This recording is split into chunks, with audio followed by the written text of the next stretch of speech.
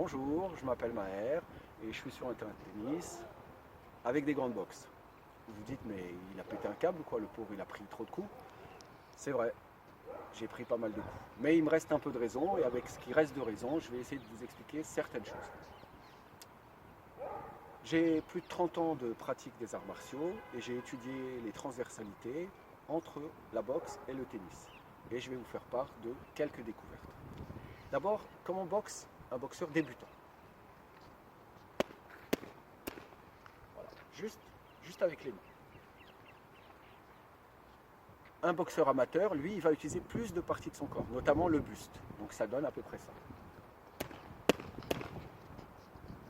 Et les boxeurs professionnels, eux, la diffusion du mouvement continue et ils utilisent aussi beaucoup les jambes. Donc ça donne à peu près ça. Voilà. Si on regarde le tennis, on observe à peu près la même évolution. Le joueur débutant joue comme ça, hyper statique, juste avec les mains. Le joueur de meilleur niveau, il arrive à se positionner un peu plus et il utilise le buste.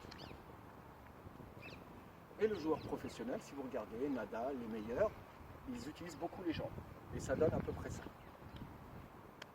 Solide sur les appuis. Voilà.